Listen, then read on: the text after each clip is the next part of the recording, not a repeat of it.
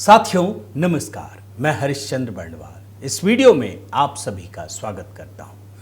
दोस्तों, आज की कहानी राष्ट्रीय स्वयंसेवक संघ को लेकर है और ये कहानी बनाने की ज़रूरत एक विशेष वजह से पड़ी है और ये विशेष वजह ऐसी है दोस्तों। सामान्य रूप से हम लोग जब बनाते हैं तो हम देखते हैं कि जो एंटी मोदी इकोसिस्टम है, एंटी इंडिया इकोसिस्टम है, एंटी सनातन इकोसिस्टम है, वो लगातार अपने नैरेटिव के जरिए मतभेद पैदा करता है, एक भ्रम की स्थिति पैदा करने की कोशिश करता है। लेकिन मैं देख रहा हूं इस समय राष्ट्रीय स्वयंसेवक संघ को लेकर के सिर्फ एंटी सिस्टम ही नहीं बल्कि अपने इकोसिस्टम में भी कुछ लोग, शायद मैं उनकी आलोचना नहीं करता, बहुत सारे सम्माननीय लोग भी हैं, लेकिन शायद वो भी किसी भ्रम की स्थिति में है। लेकिन सही मायने में उनको लगता है कि राष्ट्रीय स्वयंसेवक संघ बदल गया है, पूरा चरित्र बदल गया है। लेकिन नहीं दोस्तों, मैं आपको कुछ चीजें दिखाता हूं और बयान भी सुनाऊंगा। राष्ट्रीय स्वयंसेवक संघ में मोहन भागवत जी सरसंघ चालक हैं और दूसरे नंबर पर हैं होसबले जी। मैं उनका बयान सुनाऊंगा और मैं आपको दिखाऊंगा, भैया ये वही आरएसएस है जो आरएसएस आप समझते हैं। ये फ्लावर नहीं है, फायर ही है। पुष्पा स्टाइल में अगर आपको समझाऊं, आप किसी कंफ्यूजन में मत रहिए। आखिर इसकी जरूरत क्यों पड़ी, क्यों ये वीडियो बड़ा महत्वपूर्ण है राष्ट्रीय स्वयंसेवक संघ को लेकर के, मैं यही आज डिकोड करना चाहता हूं। मैं आपसे निवेदन करता हूं कि जब मैं राष्ट्रीय स्वयंसेवक संघ को लेकर अपनी बात रख रहा हूं तो अपने विचार भी रखिएगा, क्योंकि इसको लेकर के अब आरएसएस तो क्या है दोस्तों, एक महासागर की तरह है। इतने सारे अनुषंगिक संगठन हैं, भाई हर कोई अपने अपने दायरे में, अपने अपने क्षेत्र में काम कर रहा है। अब विचारधारा को लेकर के ही आप अगर कंफ्यूजन क्रिएट कर देंगे तो आप समझ लीजिए कि आप इसकी ताकत को खत्म करना चाहते हैं। फिर जो काम राहुल गांधी कर रहे हैं आरएसएस के खिलाफ, वही तो आपका भी इकोसिस्टम कर रहा है ना। तो ये मैं आपको दिखाना चाहता हूं। आप सभी को जय सिया राम, हर हर महादेव कमेंट के साथ जरूर शुरू कीजिए दोस्तों।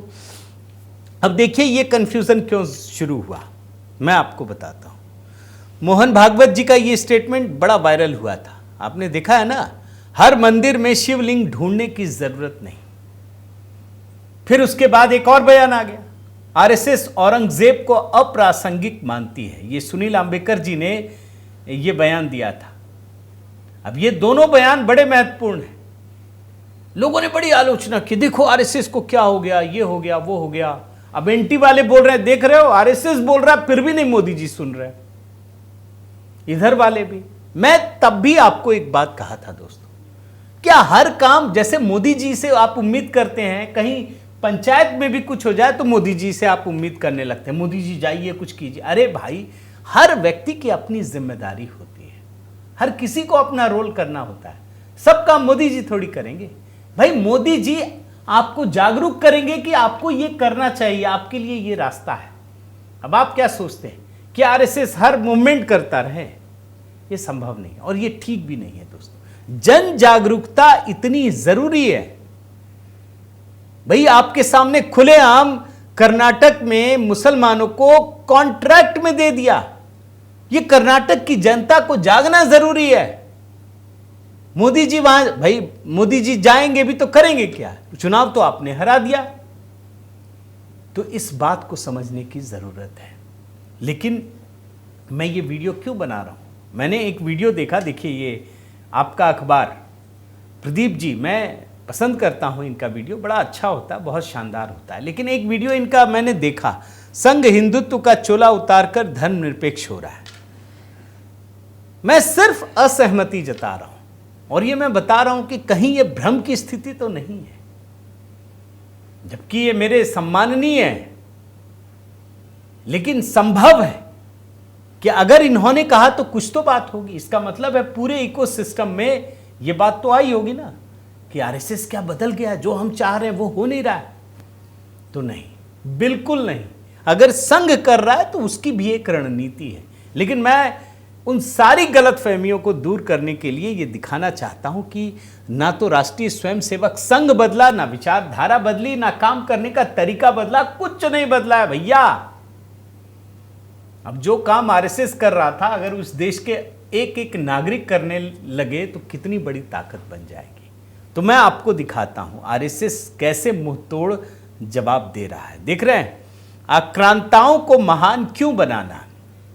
अब कर्नाटक के बेंगलुरु में अखिल भारतीय प्रतिनिधि सभा हुई है और उसके आखिरी दिन मीडिया से बात करने के लिए खुद आरएसएस के सर कार्यवाह दत्तात्रेय होसबोले जी आए और उन्होंने क्या कहा, औरंगजेब ने जो किया इसके लिए उसको आइकॉन नहीं मानना चाहिए।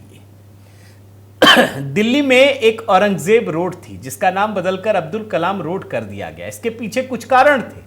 उन्होंने बड़ा अच्छा वाजिब सवाल उठाया कि अरे भाई, औरंगजेब के भाई दारा शिकोह को हीरो क्यों नहीं बनाया? गंगा जमुनी तहजीब तो वो लेकर आए थे, आपने औरंगजेब को बना दिया।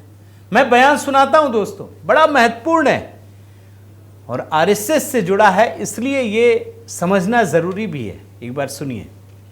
बारे में दिल्ली में औरंगजेब मार्ग था, उसको बदलकर अब्दुल कलाम रोड किया, तो उसका कुछ मतलब है, मकसद है ना। तो औरंगजेब के भारत में क्या हो गया है, औरंगजेब के भाई दारा शिकोह को आइकॉन नहीं बनाया। जिन लोगों ने गंगा जमुनी संस्कृति वगैरह कहते हैं, उन्होंने कभी दारा शिकोह को सामने लाने का प्रयत्न किया नहीं। तो इसलिए मुद्दा यह है, भारत में क्या भारत के यहाँ के इथोस के विरुद्ध चले हुए व्यक्ति को उनके नाम से आइकॉन बनाकर चलना है, या भारत के यहाँ के मिट्टी, यहाँ के संस्कृति, यहाँ की परंपरा के साथ जो लोग रहे हैं उनको आइकॉन बनाना है, यह मुद्दा है। तो इसलिए औरंगजेब उसमें नहीं बैठते हैं, जबकि उनके भाई दारा शिकोह उस आइकॉन में उस स्थिति में बैठते हैं। राष्ट्रीय स्वयंसेवक संघ के सर कार्यवाह दत्तात्रेय होसबोले जी ने एक और बड़ी बात कही और नया एंगल दिया। आप सोचिए, सोच समझ ये भी बदलना चाहिए। वो साफ करते हैं कि भाई, हम जो स्वतंत्रता की लड़ाई लड़ रहे थे वो सिर्फ अंग्रेजों से नहीं लड़ रहे थे, वो मुगलों से भी लड़ रहे थे। वरना आप सोचिए, शिवाजी, महाराणा प्रताप, ये किनसे अपनी स्वतंत्रता की लड़ाई लड़ रहे थे? अंग्रेजों से लड़ रहे थे क्या? वो भी एक स्वतंत्रता संग्राम था। और इन परिस्थितियों में इस देश को तय करना पड़ेगा कि आपके आइकन कौन है। खास करके इस देश के मुसलमानों को, आप औरंगजेब को मानते हैं या दारा शिकोह को? बयान सुनाता हूं आपको उनका, आप सुनिए। अंग्रेजों के खिलाफ किया तो स्वतंत्रता आंदोलन है। उनके पहले जो आक्रांत थे उनके विरुद्ध के, वो भी स्वतंत्रता आंदोलन ही था। राणा प्रताप ने जो किया वो भी स्वतंत्रता आंदोलन ही था। एक और आपको दिखाता हूं रिपोर्ट दोस्तों, ये देखिए। आक्रमणकारी मानसिकता वाले लोग भारत के लिए खतरा है। अब जिन आक्रांताओं ने भारत पर हमला किया, क्या उनके नाम पूजे जाएंगे? क्या उनके नाम पे दंगे होंगे? एकदम क्लियर कट, कहीं कोई कंफ्यूजन नहीं है और रहना भी नहीं चाहिए। ये कंफ्यूजन दूर करने की कवायद है और तभी मैं कह रहा हूं आरएसएस वही है, कुछ नहीं बदला है। सुन लीजिए ये भी बयान। हम इन्वेडर मानसिकता के लोग आज भी यदि है, वो देश के लिए खतरा है। तो किसके साथ अपने देश के इतिहास को जोड़ना है, वो होना चाहिए। विदेशी स्वदेशी के नहीं है, रिलीजन की बात नहीं है। आप तो जानते हैं दोस्तों कि औरंगजेब के नाम पर विवाद खड़ा करने के साथ साथ कांग्रेस अपना काम भी कर ले रही है। अभी आरक्षण दे दिया। आप सोचिए, धर्म आधारित आरक्षण। अरे क्या सोच रहे होंगे बाबा साहेब अंबेडकर, सरदार पटेल। यही इसीलिए हमने पाकिस्तान बनाया और हिंदुस्तान बनाया। राष्ट्रीय स्वयंसेवक संघ के दत्तात्रेय होसबोले जी ने कहा, धर्मनिरपेक्षता के नाम पर पूर्व में इतिहास के साथ छेड़छाड़ की गई। अब आत्मविश्वास के साथ हिंदू समाज का उद्भव हो रहा है। उन्होंने साफ कहा कि बाबा साहेब अंबेडकर द्वारा रचित संविधान में धर्म आधारित आरक्षण को स्वीकार नहीं किया गया। और अब तो बात ही आ गई है। मैं तो सिर्फ आरएसएस के एंगल से बता रहा हूं। खुलकर कह दिया डीके शिव कुमार ने कि हम संविधान भी बदल देंगे। यही कहा ना उन्होंने। और कांग्रेस ऐसा चाहती है। लोग सोच रहे हैं कि विवाद हो रहा है, कुछ विवाद नहीं हो रहा है दोस्तों। और आखिर में राष्ट्रीय स्वयंसेवक संघ की जो अखिल भारतीय प्रतिनिधि सभा की बैठक हुई, उसमें बांग्लादेश के भी मुद्दे को उठाया गया दोस्तों। तमाम मुद्दों को उठाया गया और राष्ट्रीय स्वयंसेवक संघ की पूरी एक विचारों की फहरिस्त है। अगर वो नहीं समझे, उसको इतनी जल्दी आसानी से बताना भी संभव नहीं है। अगर आप नहीं जानते तो उस पर आरएसएस की वेबसाइट पे बड़ा अच्छा उन्होंने बना रखा है, पढ़ना चाहिए। लेकिन जो चुनिंदा घटनाएं हैं, उन घटनाओं के आधार पर राष्ट्रीय स्वयंसेवक संघ के बारे में कुछ कह देना ये ठीक नहीं है। जो विपक्ष के नेता है वो तो कर रहे हैं, और मैंने आपको कई बार दिखाया दोस्तों, लोकसभा चुनाव से पहले ये कोशिश की गई थी और इसमें ये कामयाब भी रहे कि आरएसएस तो ठीक है, मोदी जी खराब है। याद है ममता बनर्जी ने कहा था आरएसएस तो बहुत अच्छा है, मोदी जी ठीक नहीं। यही बाकी लोग भी कंफ्यूजन फैला रहे थे। और देखिए 2024 में आपको दिखा भी, नड्डा ने भी कह दिया। क्या हुआ? ये तो मोदी जी हैं कि उनके नाम पे 240 सीट मिल गई, वरना क्या होता, इस देश का कितना नुकसान होता। अब सब बदल रहा है दोस्तों। अब तो मोदी जी भी जा रहे हैं 30 तारीख को। देखिए एक नया इतिहास बनने वाला है। और उससे पहले जिस तरीके से राष्ट्रीय स्वयंसेवक संघ ने खुद सामने आकर के अपनी बात को एकदम क्लियर कर दिया, ये सराहनीय है। आप कैसे देखते हैं? मेरा सवाल है दोस्तों आपसे, जरूर बताइएगा कि आपको लगता है कि राष्ट्रीय स्वयंसेवक संघ बदल गया है या उसकी वैचारिक पृष्ठभूमि बदल गई है? ऐसा आपको लगता है? मुझे तो नहीं लगता, और इसीलिए मैंने आपको ये सारी चीज़ें दिखाई। आप कमेंट कीजिए, लाइक कीजिए, सब्सक्राइब कीजिए, बेल आइकन दबाइए। और ये जो परिवार हमारा इतना मजबूत हुआ है, सशक्त हुआ है, इसके लिए आप सभी को बहुत बहुत आभार दोस्तों। साथ ही एचबी मेलोडी पर नवरात्रि से जुड़े मंत्रों के लिए ज़रूर जुड़िए, आपसे निवेदन करता हूँ। बहुत बहुत धन्यवाद। जय सिया राम।